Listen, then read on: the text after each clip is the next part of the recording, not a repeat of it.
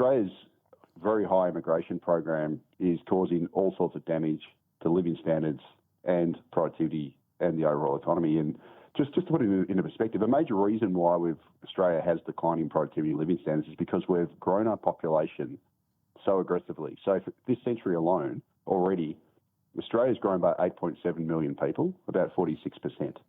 And that's the fastest growth in the advanced world. But our governments, by doing this, have failed to provide extra workers with the extra tools, machinery, and technology to cater for these people. So the businesses obviously provide that, but we've grown the population so quickly that the amount of extra tools, machinery, technology, etc., that workers have to work with has been diluted by huge amounts of population growth.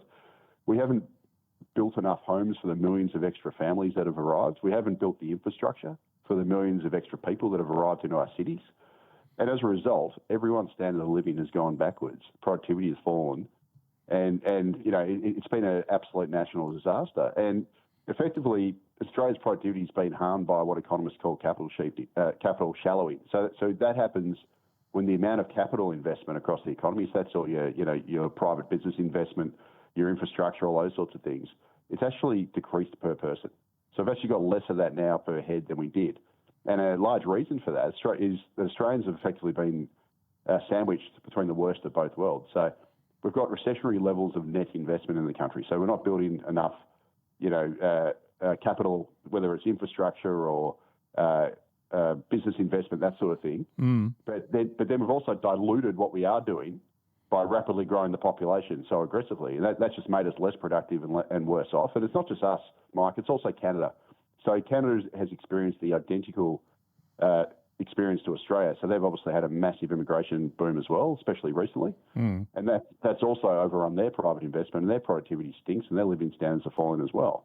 And I'd also argue that, one of the main reasons why Australia is a rich economy is because we're a relatively small population, although we're obviously growing it very quickly, sitting on a massive endowment of minerals and also obviously commodity exports. And obviously, unfortunately, we don't tax those things properly. But despite that, we are diluting this wealth, this massive endowment, amongst more people every year by growing our population so aggressively, and that's making us worse off per capita. So it's kind of akin if you got one sibling, and your parents die, and you go to read the will, and then you find out you got a long lost third sibling you didn't know about, and then you got to split the will amongst another person. That's effectively what we're doing by growing our population so aggressively, when we earn our way in the world by selling our minerals. That's effectively what we do in agriculture.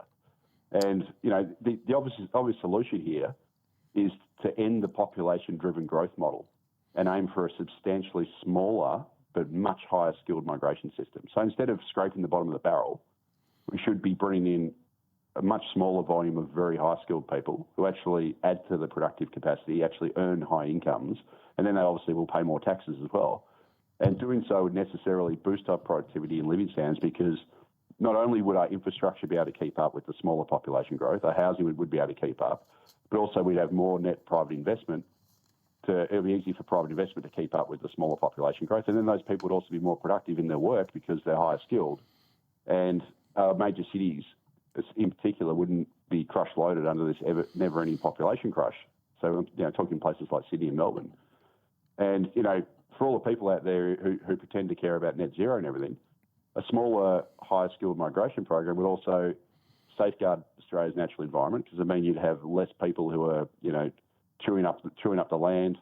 You'd have less land clearing, less waste, all that sort of stuff. But it also make it easier for Australia to meet its climate targets, because we've set this fantastical, impossible, let's be honest, net zero by 2050 goal. Well, how are we going to reach that when we're going to grow our population by 13.5 million people, which is roughly 50% over the next 40 years? That just makes it an impossible equation.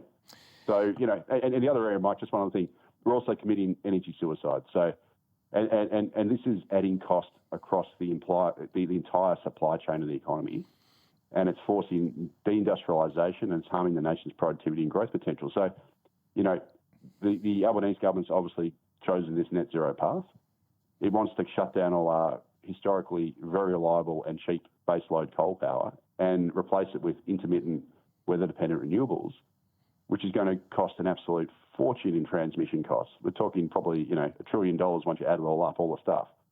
And that's going to add to your bills, but also it's going to make our energy less reliable. And then to add insult to injury, we failed to reserve, we're despite exporting nearly 3/4 of our gas on the East Coast, we don't have any reservation policy in there. So we're making our electricity system more reliant on gas to back up its renewables, which are very, very intermittent because they only work when the sun shines and the wind blows.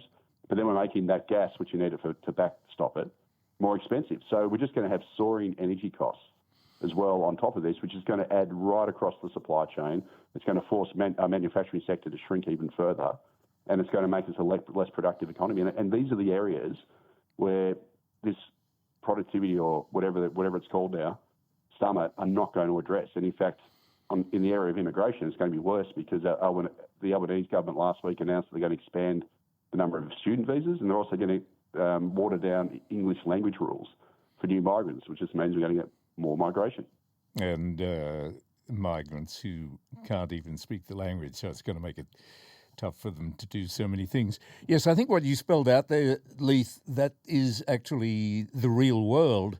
And my guess would be that the people who are getting together this week will avoid that like the plague. What do you think? Oh, absolutely they will. And I'll just add one last thing on the energy, just before I forget, because it's so important. If you want to see what Australia's energy future looks like, yeah, you just have to look at South Australia, which serves. Oh yeah, you're right. Yeah. Yeah.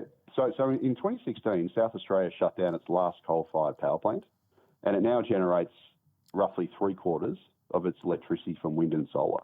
Right, and then the renewable crowd says that South Australia is a world leader in renewable energy. Well, guess what? South Australia has the most expensive power cost in the nation. Yes. So it's the most expensive state for power, and the reason why it's the most expensive is because when it shut down its coal generation in favour of these intermittent renewables, it's made the state more heavily reliant on expensive gas, batteries, and diesel, and those are incredibly expensive sources of electricity. Yep. What it's meant is that the average power bills have surged, and plus South Australia's bills have also been impacted adversely by the massive cost of building out this renewable transmission, and that's just been capitalised into power bills. So if you want to see what the future of Australia looks like, if we go down this road, we shut down all our coal-fired generators for this intermittent future, just look at South Australia because it has the most expensive power costs in the country, or you can look at California in the US, which has the most expensive power in the United States by a long shot, and it's followed a similar path. Leith, I do appreciate your time and comments as always. Thank you very much for that. Yeah, cheers, Mike. Leith Van Onselen, Chief Economist at the MB Fund and MB Super and co-founder of Macro Business.